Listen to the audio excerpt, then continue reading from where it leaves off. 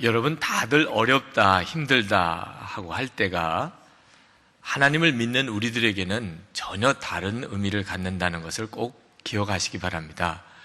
하나님은 전능하신 하나님, 또 생명의 주님이십니다.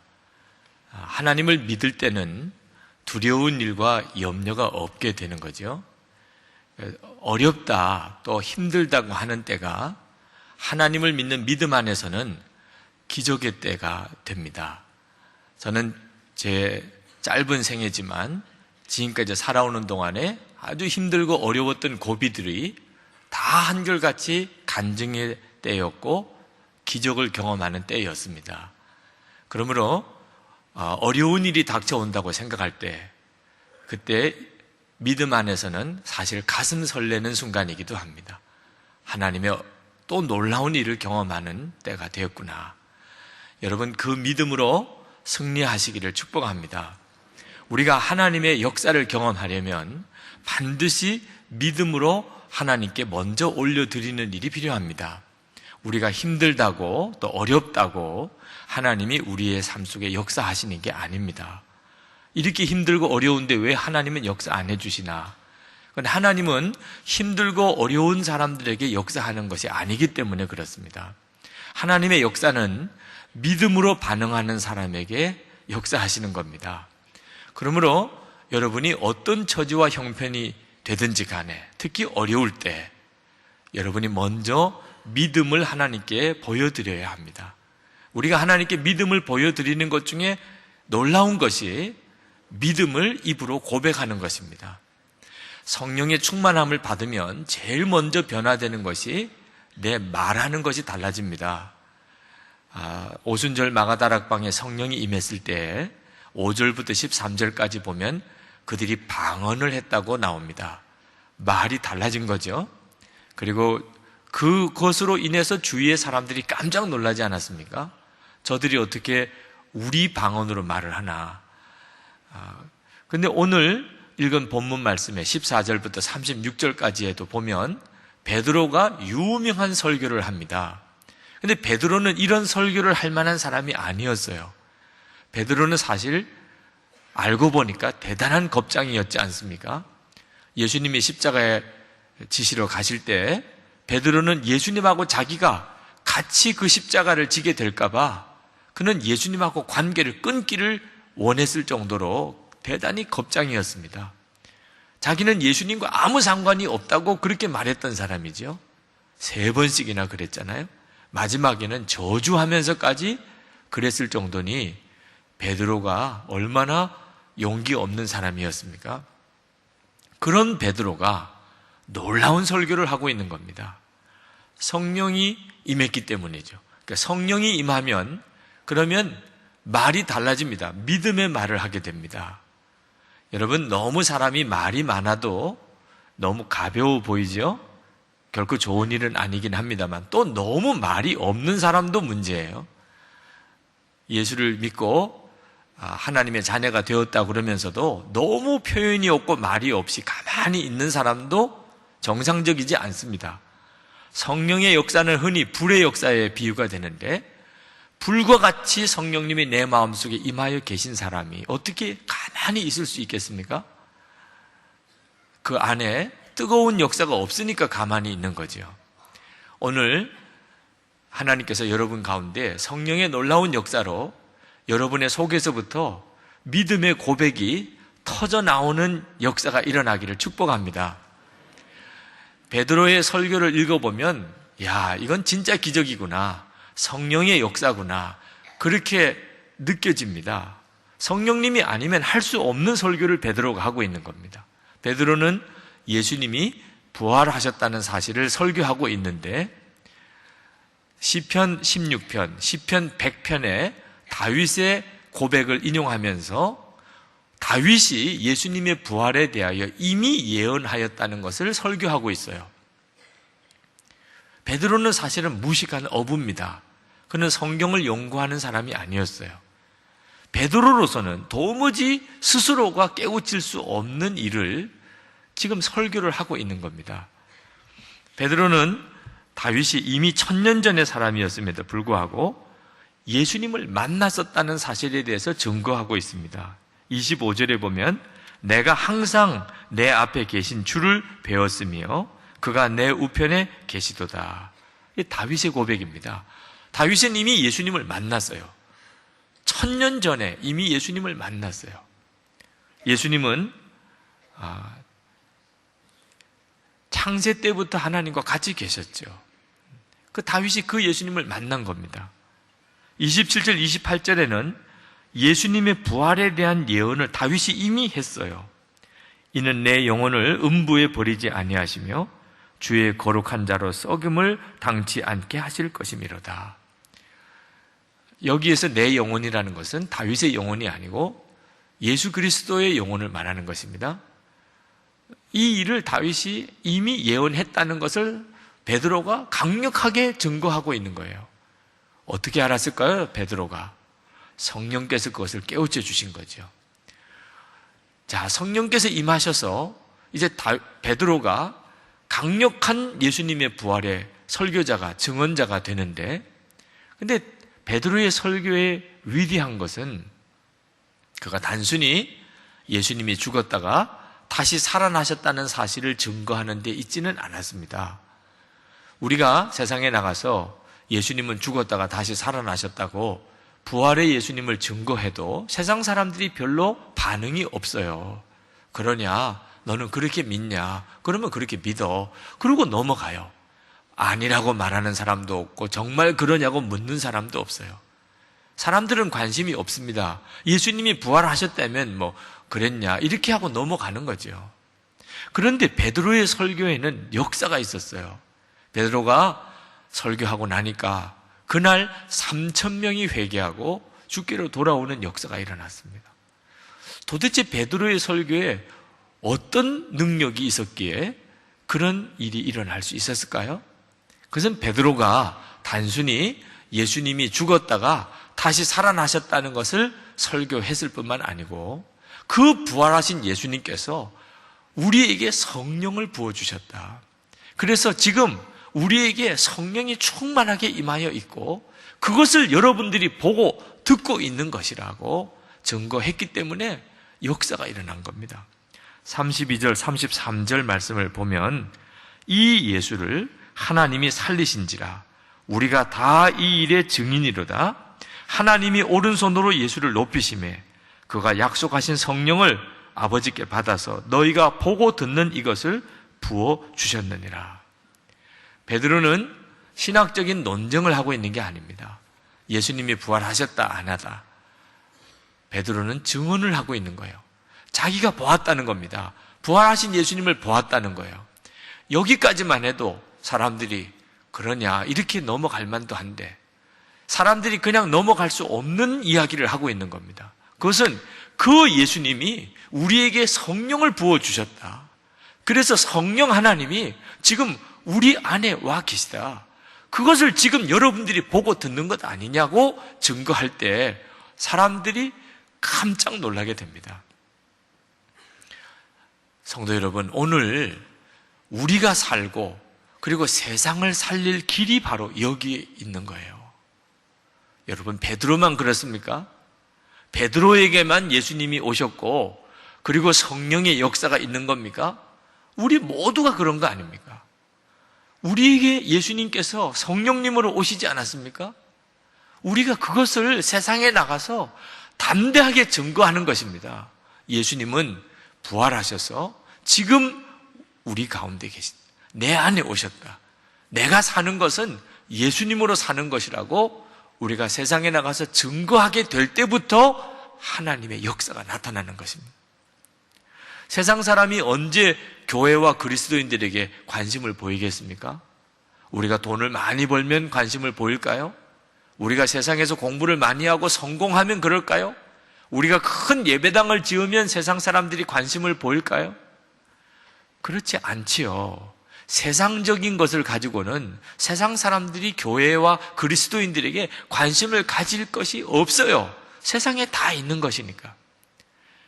세상 사람들이 우리에게 관심을 언제 갖겠습니까?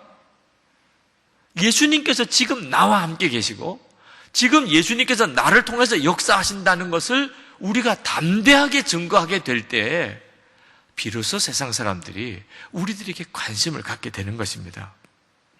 어떤 분들은 목사님 믿어도 조용히 믿는 것이 좋지 그렇게 요란하게 사람들에게 막 말하고 그렇게 믿을 필요가 뭐가 있습니까? 말씀하는 분들도 계신데 그분은 아직 진짜 복음을 믿지 못하고 예수님을 만나지 못했기 때문입니다. 우리가 복음을 정말 알고 나면 혼자서 조용히 믿을 수가 없습니다. 로마서 6장 3절에서 놀라운 복음을 우리에게 밝혀 보여주고 있습니다. 우리가 세례 받을 때 오늘 세례식 두 분의 자매가 세례를 받으셨는데 우리가 세례 받을 때 우리는 예수님과 연합하여 함께 십자가에서 죽었다는 겁니다. 우리는 세례 받을 때 이미 장례식을 치른 거예요. 왜 이런 일이 있어야 되나? 그렇게 되면 예수님의 부활과 함께 우리가 하나가 되어서 이제부터는 예수님의 새 생명으로 살게 되기 때문이라고 했습니다. 이것이 우리에게 이루어졌어요. 로마서 6장 6절에 보면 우리 옛사람이 예수님과 함께 십자가에 이미 못 박혀 죽었습니다. 왜 그래야만 되는가? 우리가 다시는 죄에게 종노릇 하지 않게 하려고 하심이라고 그랬어요. 이것이 이미 하나님께서 우리에게 이루어 주신 일입니다. 우리 모두에게 일어난 일이에요. 이것이 십자가의 복음입니다. 우리가 할 일이 있어요. 그것이 뭐냐면 그렇습니다. 아멘입니다. 이 십자가의 복음이 내게 이루어졌습니다. 내가 예수님과 함께 죽었고 얼마나 놀라운 선언입니까? 우리가 세상에 나가서 내가 예수님과 함께 죽었다. 세상 사람들이 깜짝 놀라지 않겠습니까? 시퍼렇게 살아있는 것 같은데 자기가 죽었다고 하니 이건 무슨 역사가 있는 메시지가 아니면 미친 사람이나 하는 이야기잖아요. 그런데 우리가 나가서 내가 예수님과 함께 죽었다. 그리고 지금 내가 사는 것은 예수님으로 사는 것이다. 이렇게 고백한다면 이건 얼마나 놀라운 일이 되겠습니까? 사도 바울이 갈라디아서 2장 20절에서 이 로마서 6장에 있는 복음의 진리를 자기 자신에게 적용합니다. 로마서 6장에서는 우리라고 그랬어요. 우리가 예수님과 함께 십자가에 죽었고 우리가 예수님의 생명으로 산다고 말했습니다. 근데 갈라디아서 2장 20절에는 내가라고 그랬어요. 내가 그리스도와 함께 십자가에 못 박혔나니 이제는 내가 사는 것이 아니요 내 안에 그리스도가 사시는 것이다. 내가 이제 육체 가운데 사는 것은 나를 위하여 자기 목숨을 버리신 하나님의 아들을 믿는 믿음 안에서 사는 것이다. 우리에게도 똑같습니다. 로마서 6장의 복음이 우리에게 있어요. 그러나 그것이 자기 자신에게 적용되어져서 고백이 우리에게 나와야 하는 겁니다. 성도 여러분, 베드로만 그렇습니까? 사도 바울만 그렇습니까? 저도 여러분도 똑같은 십자가의 복음으로 구원받지 않았습니까? 그렇다면 우리도 당당하게 고백해야 합니다. 나는 예수님과 함께 죽었고 이제는 예수님으로 살고 예수님은 나의 주님이시라고 예수님은 나를 통해 역사하신다고 여러분이 선언할 수 있어야 합니다. 가족들에게, 여러분 직장 동료들에게, 이웃 사람들에게 여러분이 정말 소리 높여서 베드로처럼 고백할 것이 바로 이 복음인 것입니다. 그때 하나님이 역사하시는 거예요. 안타깝게도 너무나 많은 그리스도인들이 교회 다니는 것조차 당당하게 말하지 못합니다. 그러면 혹시라도 손해볼까봐, 그러면 혹시라도 사람들에게 튀게 보일까봐, 혹시 그것 때문에 어려운 일을 당할까봐, 논쟁에 휘말릴까봐 내가 계속 예수 믿는 사람답게 살 자신이 없어서 별의별 이유 때문에 사람들 앞에 나가서 내가 예수님의 사람입니다 고백을 못해요. 그런데 여러분 이제 이 생각을 바꾸셔야 합니다. 여러분이 당당하게 내가 예수님과 함께 죽었고 이제는 예수님으로 삽니다라고 고백을 못하니까 하나님이 역사를 못해 주시는 거예요. 우리에게 진정한 믿음의 고백이 나와야 하나님이 거기에 응답하실 수 있는데, 우리가 그 믿음에 대해서 주저하니까 하나님이 역사하실 수 없는 거죠. 이번에 호주에 갔다가 한 의사분을 만났습니다. 그분은 그리스도인이 아니셨어요. 그런데 그분 의사와 만나서 이야기를 하는 중에 마음이 안타까웠습니다. 그분은 그 교민사회, 교회들 사이에 있는 갈등과 다툼에 대해서 자세히 알고 있었어요. 그분은 교회 안에 성도들 사이에 겪는 갈등과 어려움에 대해서 너무나 많이 알고 있었어요. 이유는 환자들이 와서 그 이야기를 하는 겁니다. 당신이 왜 이렇게 몸이 아픕니까? 무슨 어려운 일이 있습니까? 스트레스 받는 일이 있습니까? 예. 그러고는 터져 나오는 게 그 교회에서 받는 갈등들, 어려움들을 이야기하는 거예요. 참, 그 의사분이 예수 믿기 너무너무 어렵더라고요. 그분은 듣는 것이 교회의 갈등만 듣는 거예요. 여러분, 이왕 입을 가지고 증거할 것이면 나는 예수님과 함께 죽었고 예수님으로 사는 이 복음을 전하는 것이지, 왜 예수 안 믿는 사람들 앞에서 갈등을 이야기하고 인생을 끝내냐 말입니다. 마하트마 간디, 그분은 기독교인이 아닙니다. 그러나 그는 십자가의 능력을 알았어요. 불신자인데도 그는 십자가 정신의 능력이 있음을 알았습니다. 그는 인도 독립을 위해서 살았던 사람 아닙니까? 대영 제국을 대항으로 싸울 수도 없고, 그렇다고 해서 그 영국이 하자는 대로 복종할 수도 없고, 딜레마에 빠졌을 때 십자가가 인도를 구원할 수 있는 능력의 원천이라는 걸 알았어요. 그래서 그가 유명한 비폭력, 비협조 운동을 시작한 거 아닙니까? 그리고 대영 제국을 흔들어 놓았습니다. 간디가 인도에 있는 20만 명의 지도자들에게 다 감옥에 가자고 그랬습니다. 대영 제국의 법을 어기면 그러면 감옥에 가는 거죠. 자원해서 스스로가 감옥에 갔어요. 대나무 곤봉으로 맞을 때 그들은 저항하지 않았습니다. 순순히 재판을 받았어요. 재판석에서 판사에게 우리에게 제일 가혹한 형벌을 우리에게 달라. 왜? 법을 어겼으니까. 우리는 처벌을 달게 받겠다. 그리고 법정에서 감옥으로 끌려가면서 그 기독교인 판사를 향하여 그들이 이렇게 말했습니다. 아버지, 저들을 용서하여 주십시오. 저들은 자기네가 무슨 일을 하는지 알지 못합니다. 힌두교인들이 기독교인 판사를 향하여 했던 말입니다. 그들이 선교사에게 이렇게 말했습니다. 이제야 우리가 당신이 말하는 십자가가 무엇인지 알 것 같습니다. 우리는 십자가를 지고 있습니다. 인도의 감옥들이 다 우습게 되어버렸어요. 도대체 누구를 감옥에다가 가둬야 되는지를 인도의 양심 있는 그리스도인들이 혼란스러워지기 시작했습니다. 이상한 전쟁을 하기 시작한 거예요. 그러나 이것은 힘이 있었어요. 왜? 그것이 기독교 정신에서부터 나온 방법이었기 때문입니다. 결국은 영국이 무릎을 꿇게 되지 않습니까? 비폭력 운동을 전개해 나갈 때 폭력 세력들이 슬쩍 들어오기도 했었다고 그럽니다. 그런 일이 생기면 간디는 모든 운동을 중지시키고 그리고는 금식에 들어갑니다. 그와 같은 폭력을 행사한 사람들의 죄를 자기가 대신 지고 금식에 들어간 거죠. 힌두교 신문이 이렇게 보도를 했습니다. 예수가 십자가에서 세상의 죄를 대신하여 고난을 겪었듯이 마하트마 간디도 예르바다 교도소에서 사람들의 죄를 대신하여 고난을 겪고 있다. 간디는 기독교인이 아니었어요. 비폭력, 비협조 운동도 십자가는 아닙니다. 그러나 십자가 정신을 따라서 해보려고 하는 것만 가지고도 세상을 뒤집어 놓는 역사가 있었어요. 힌두교인들이 기독교의 십자가의 능력을 믿었단 말입니다. 그리고는 인도 역사를 바꿔 놓았단 말이에요. 스텔리 존스라는 선교사님이 간디를 찾아갔습니다. 어떻게 하면 기독교가 인도에 뿌리를 내릴 수 있겠는지 물었어요. 간디가 스텔리 존스 선교사에게 대답했습니다. 여러분, 선교사인 여러분들과 기독교인들이 예수를 제대로 믿으시오.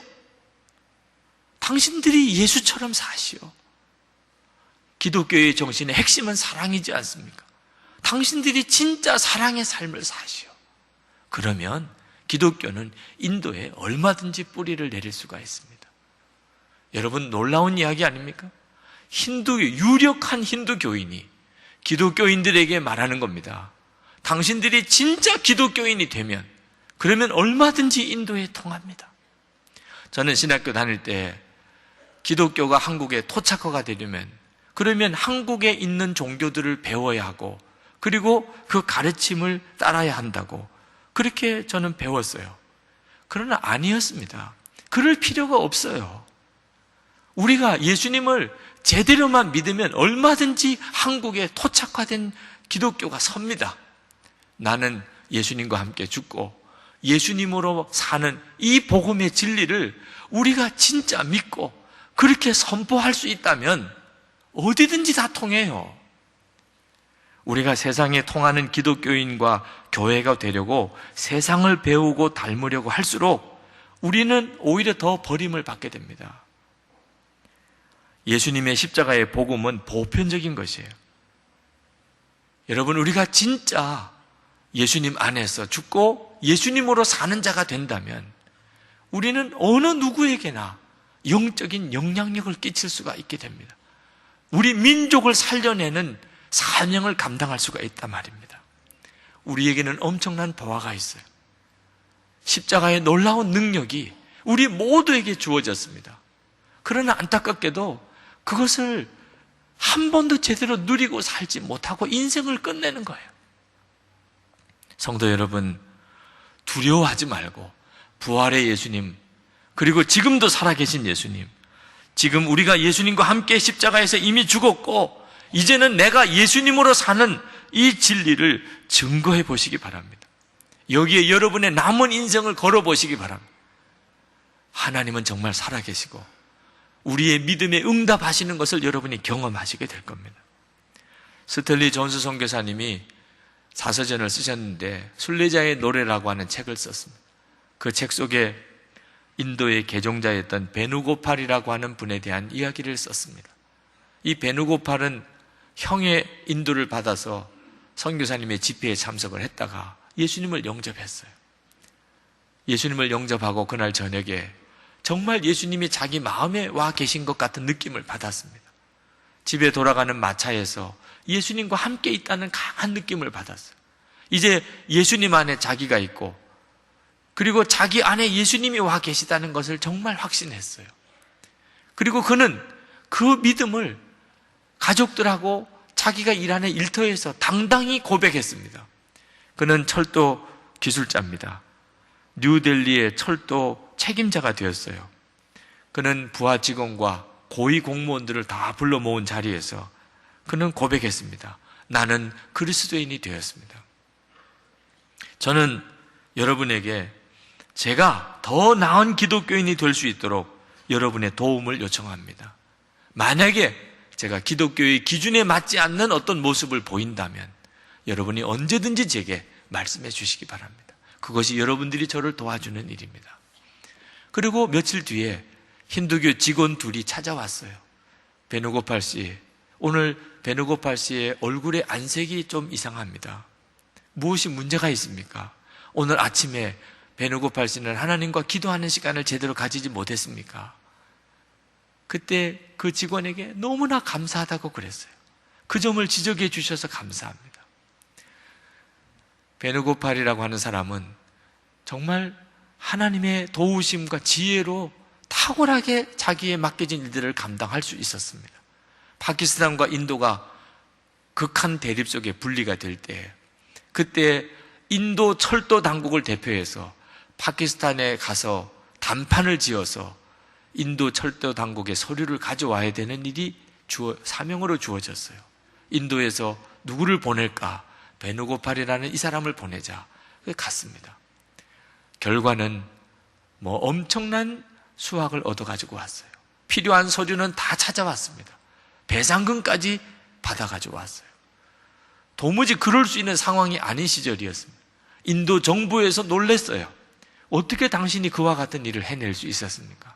그때 베누고팔이 말했습니다. 제가 한 일이라고는 예수님께서 말씀하신 산상수훈대로 했던 것뿐입니다. 심리를 더 가지고 원수를 사랑했을 뿐입니다. 많은 그리스도인들이 어떻게 성경대로 살 수 있나고 말합니다. 그건 성경대로 살아보지 않았기 때문이에요. 성경대로 살아보면 얼마든지 말씀대로 살 수 있다는 사실을 알게 된다고 말이에요. 베누고팔은 인도의 최상류 브라만 계층의 사람입니다. 그 집안이 난리가 났어요. 왜? 그 아들이 예수를 믿겠다고 나섰으니까. 그 아버지가 이 베누고팔 아들과 함께 2년을 같이 살았습니다. 아들의 회심이 진짜인지를 알아보려고 2년 뒤에 가족들에게 고백했어요. 아들 베누는 하나님을 만났다. 그런데 우리는 아직까지 하나님을 모른다. 그 어머니가 나는 내 아들이 믿는 그 예수를 내가 믿겠다고 개종했어요. 베누고팔이라고 하는 이 사람이 당당하게 자기는 예수의 사람이라고 고백하고 나섰기 때문에 하나님은 그를 통해서 그렇게 엄청난 일을 하실 수가 있었던 겁니다. 저는 이번 호주 코스타에 갔다가 아주 귀한 장로님 한 분을 만났습니다. 그분은 서울법대 교수님이고 전 공정거래위원장을 하셨던 권오승 장로님. 그는 40에 나이 40에 예수를 믿었습니다. 예수를 믿고 난 다음에 자기가 그동안에 너무나 어리석게 살았다는 걸 알았어요. 그는 그전에는 법전을 읽는 것이 인생의 가장 큰 재미였다고 그랬습니다. 그러니 법대 교수도 된 거죠. 그런데 예수님을 믿고 난 다음에 그는 성경에 완전히 빠졌어요. 그는 그전에 자기 전공 분야에 대한 도움을 얻으려고 선진국의 법들을 연구했습니다. 근데 진짜 지혜가 성경에 있다는 걸 깨달았다고 그가 고백했습니다. 그가 한번 중국 사회교육원, 사회과학원에 가서 그들에게 한국 경제법에 대한 강의를 했습니다. 강의가 끝나고 난 다음에 중국 공산당 고위 관리들과 같이 식사를 하는 자리에서 그들이 묻더래요. 당신은 참 이상합니다. 당신과 같은 그 정도의 위치의 사람, 그 정도의 식견을 가지고 있는 사람이라면 우리가 당신들에게 모든 비용을 지불하고 당신들을 정중하게 초청을 해야만 와서 강의를 해줄 만한 사람인데 어떻게 당신 스스로 자기 비용을 부담해 가면서 이렇게 와서 이런 강의를 해주시는 겁니까? 그때 권오승 장로님께서 내가 예수 믿는 사람이기 때문에 그렇습니다 라고 말을 했어요. 통역이 깜짝 놀랐습니다. 지금 여기가 공산당 최고 간부들이 앉아있는 자리인데 예수 믿는 사람이라는 말을 어떻게 하실 수 있습니까? 통역을 하지 않고 아주 당황스러워서 눈짓을 하는 것을 보고 예수 믿으라고 하면 문제가 되겠지만 내가 예수 믿는 사람이라고 하는 거야 뭐가 문제가 되겠느냐고 계속해서 통역을 하라고 그랬습니다. 나는 하나님의 말씀대로 사는 사람입니다. 그런데 하나님의 말씀은 하나님을 사랑하고 내 이웃을 사랑하라고 하셨습니다. 저는 중국을 사랑합니다. 그래서 저는 중국을 사랑합니다. 중국이 잘 되기를 원합니다. 중국이 시장 경제 원칙에 따라 중국이 발전되기를 제가 진심으로 원합니다.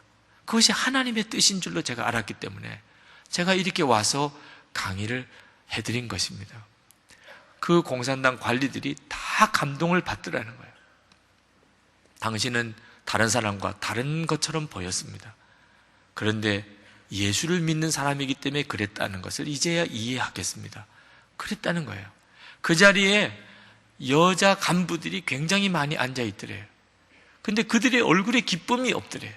식사하면서 그들에게 조크같이 이야기를 했답니다. 제가 보기에 여러분들의 얼굴에 기쁨이 없습니다. 제가 왜 그런지 한번 말씀을 드려보고 싶습니다. 아마 여러분들은 남편으로부터 사랑한다는 말을 거의 못 듣고 살기 때문이 아닙니까? 그랬더니 그 여자 간부들이 다 그렇다고 그러더래요. 매일은 그건 꿈도 못 꾸는 일이고 1년에 한 번도 남편으로부터 사랑한다는 말을 못 듣고 산다는 거죠. 당신들이 그래서 기쁨이 없는 겁니다. 저는 제 아내에게 하루에 3번 사랑한다는 고백을 하고 삽니다. 그랬더니 믿을 수가 없다고 그러더래요. 저도 전에는 그랬습니다. 제가 예수님 안에서 거듭나기 전에는 저는 제 아내에게 사랑한다는 말 한마디 해주지 못했던 사람입니다. 예수님 안에서 제가 거듭난 다음에 저는 매일 3번씩 제 아내에게 사랑한다는 고백을 하고 삽니다. 제 아내의 삶이 바뀌어버렸습니다. 그 여자 간부들이 너무너무 감동을 받더래요. 이것이 전도지요. 예수 믿으라고만 해야 전도입니까? 내가 예수 믿는다고 당당하게 고백하는 것, 지금 내가 예수님으로 산다고 당당하게 말하는 것이, 여러분, 그것이 전도지요. 지금 특별 기도 기간 중에 우리가 있습니다. 많은 분들이 기도를 하지만 뜨겁게 기도가 안 된다고 답답해 하십니다. 왜 그런 줄 아십니까? 신앙의 도전을 하지 않기 때문입니다.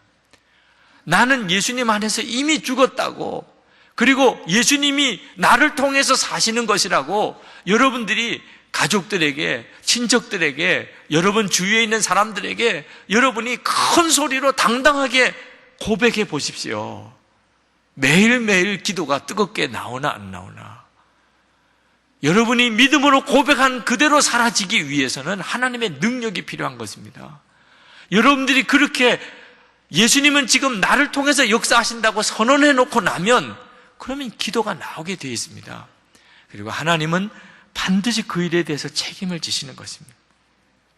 하나님은 모든 것을 대신해 주지 않으십니다. 그렇지만 우리가 믿음으로 고백하고 나갈 때는 반드시 하나님이 응답해 주십니다. 어떤 분들은 만약에 내가 예수님과 함께 이미 죽었다, 이제 예수님이 나를 통해 사시는 것이라고 내가 말을 했는데 실제로 하나님의 역사가 나타나지 않으면, 그러면 그걸 얼마나 창피한 일이냐 두려워하시는 분들이 있으실 거예요. 이런 걸 가지고 걱정도 팔자라고 하는 겁니다. 네. 여러분, 진짜 그렇습니다. 여러분이 믿음으로 고백하고 나아가면 베드로가 물 위를 걸었던 것과 같은 역사를 체험하게 됩니다. 예수님이 물 위로 걸어오라고 베드로에게 하실 때 베드로는 그 물 위로 뛰어내렸습니다. 우리가 예수님이 나를 통해 사신다고 선언할 때 그와 똑같은 심정일 수가 있습니다. 다른 제자들은 배에서 지켜보고만 있었습니다. 그들은 도전도 없었고 물 위를 걷는 역사도 없었어요. 그러나 베드로는 믿음으로 도전했고 그는 물 위를 걸었던 유일한 사람이었습니다. 하나님은 반드시 응답하십니다. 조지 밀러 목사님이 하나님은 기도하면 응답해 주시는 하나님이신 줄로 믿었어요. 그러나 그는 단순히 믿음 정도가 아니고 그것을 고백하고 선언했습니다. 하나님은 반드시 기도에 응답해 주시는 하나님이십니다. 그리고는 그는 자기와 고아들을 먹이고 입히고 살려달라고 하나님께 기도했어요. 누구에게도 도와달라는 말을 안 했어요. 하나님께서는 조지 밀러의 믿음과 그 고백에 응답해 주셨습니다. 그는 위대한 삶을 살지 않았습니까? 저는 제 책을, 나는 죽고 예수로 사는 사람이라는 제 책을 쓰고 난 다음에 굉장히 영적인 눌림을 받았습니다. 이유는 나는 죽고 예수로 사는 사람, 저자, 유기성, 이게 제게 너무 무거운 거예요. 사람들은 저를 보고 어떻게 그렇게 담대하게 말할 수 있느냐, 어떻게 그런 제목을 책에다가 붙일 수 있느냐, 그렇게 제게 반응해 오는 것을 느끼면서 당황했습니다. 사람들은 저를 보고 저 자신이 어쩌면 좀 교만하다고 생각하는지도 모르겠어요. 제가 아주 영적으로 굉장히 높은 수준에 다다랐다고 그렇게 저를 보는 분들도 있는 것 같아요. 그게 저에게는 무거운 짐처럼 느껴지는 거예요. 여러분, 절대로 그렇지 않습니다. 나는 죽고 예수로 사는 사람은 수준이 높은 것을 말하는 게 아니에요. 그것은 하나님이 우리에게 주신 복음의 선물을 말하는 것입니다. 하나님은 우리 모두에게 다 이와 같이 고백할 수 있게 해주셨어요. 선물은 그냥 아멘으로 받으면 되는 거잖아요. 나는 죽고 예수로 사는 사람입니다. 그렇게 말할 수 있는 축복을 우리에게 주신 거예요. 이건 믿음의 문제지 수준의 문제가 아닌 것입니다. 하나님께서 저에게 그 진리를 깨우쳐 주셨을 때 그때는 저는 정말 너무나 흥분했었지만 사람들에게 당당히 말하기에는 나 자신이 너무나 부족하다고 생각했습니다. 그러나 하나님께서는 그것을 말하라, 증거하라, 가르치라 하고 도전하셨어요. 그래서 저는 제가 깨닫는 대로, 은혜 받은 대로만이라도 나는 죽고 예수로 산다는 고백을 하기 시작했습니다. 그게 15년이 되었어요. 하나님께서 제가 고백하고 선언하면 할수록 더 많은 것을 깨우쳐 주시고 더 구체적인 신뢰를 보여주시고 그리고 지금까지 이와 같은 사역을 하게 해주셨습니다. 왜 하나님의 역사를 경험 못하는 거죠? 믿음으로 고백하지 않으니까 그렇습니다. 하나님이 이미 다 이루신 일을 우리가 믿음으로 고백하지 않으니까 하나님의 역사가 나타나지 않는 겁니다. 고린도후서 4장 10절에 우리가 항상 예수의 죽음을 몸에 짊어짐은 예수의 생명이 또한 우리 몸에 나타나게 하려 합니다. 우리 살아있는 자가 항상 예수를 위하여 죽음에 넘겨짐은 예수의 생명이 또한 우리 죽을 육체에 나타나게 하려 합니다. 우리가 예수님 안에서 죽었다고 하는 고백이 분명하게 되어져야 예수로 사는 역사가 나타난다 말입니다. 두려워하지 마시기 바랍니다. 세상을 이길 비밀을 하나님 우리에게 주셨습니다. 당당하게 베드로처럼 우리도 당당하게 소리 높여서 하나님께서 우리에게 주신 놀라운 복음, 예수 안에 죽고 예수로 사는 이 복음을 증거하고 사시기를 축원합니다. 이 시간 우리 다 같이 기도하겠습니다. 하나님, 정말 그렇게 하겠습니다. 하나님께서 주신 이 복음을 사람들 앞에 당당하게 고백하고 살겠습니다. 이 복음으로 하나님의 영광이 나타나는 삶을 살게 해 주옵소서. 기도하십시다. 은혜와 사랑에 충만하신 아버지 하나님, 놀라우신 하나님의 은혜를 감사합니다. 하나님, 오늘도 사랑하는 모든 성도들을 주님의 손에 붙들어 주시옵소서. 믿음의 담대함을 주옵소서. 예수님, 우리 가운데 허락하신 놀라우신 십자가 복음을 하나님 이 시간에 믿음으로 고백하며 나아갑니다. 이미 예수님 안에 나는 죽었고 예수님의 생명으로 사는 자가 되었습니다. 이것이 우리를 살리는 복음이요 세상을 살리는 복음인 것을 믿습니다. 아버지 하나님, 복음의 담대함 주옵소서. 십자가의 능력에 확신을 주시옵소서. 성령의 놀라운 역사로 하나님 이 시간에 함께해 주시옵소서. 아버지 하나님, 사모함에 갈급한 모든 성도들을 하나님의 손에 붙들어 주시기 원합, 능력의 손에 사로잡아 주시기 원합, 불과 같이 베드로의 심령에 역사하신 것처럼 오늘도 하나님 모든 성도들의 마음의 심령에 역사하시고 만져주시고 충만해 주시기를 아버지 간절히 빌고 소원합 하나님의 역사하심을 믿습니다. 축원합니다. 은혜와 사랑이 충만하신 아버지 하나님, 하나님 정말 마음이 간절하며 갈급합니다. 우리에게 세상을 변화시키는 복음을 주셨고 우리가 사는 복음을 이미 주셨음을 인하여 하나님 우리의 마음이 흥분됩니다. 하나님, 이보다 더 놀라운 진리가 어디에 있겠습니까? 하나님, 우리의 입을 열어주시옵소서. 성령께서 베드로의 심령을 치시고 그 입을 열어 담대하게 부활의 예수님을 증거하게 하신 것처럼 우리도 하나님 소리 높여 십자가의 복음, 십자가의 능력, 우리 가운데 임한 예수님의 생명의 역사를 증거하게 해 주옵소서. 우리가 예수님과 함께 죽었음을 선언할 때, 우리가 예수님으로 산다고 고백할 때 하나님 응답해 주시옵소서.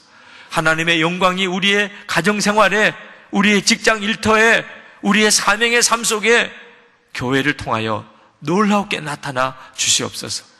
하나님, 오늘도 사모하는 모든 성도들의 심령에 성령으로 임하여 주시옵소서. 하나님의 놀라운 권능을 믿어지게 하시고 담대하게 선언할 수 있도록 역사해 주옵소서. 하나님, 오늘도 우리의 예배를 받으신 하나님께 감사를 드립니다. 찬송을 주님께 올려드립니다. 하나님, 우리의 정성을 담은 예물을 주님 이 시간에 봉헌합니다. 하나님을 향한 우리의 사랑, 뜨거운 믿음, 고백, 감사를 하나님 이 헌금에 담아 주님께 올려드립니다. 하나님, 사랑하는 성도들 위에 주의 손을 얹으시고 하나님의 은혜로 충만하게 하시고 그리고 이 시간에 복을 받게 하여 주옵소서.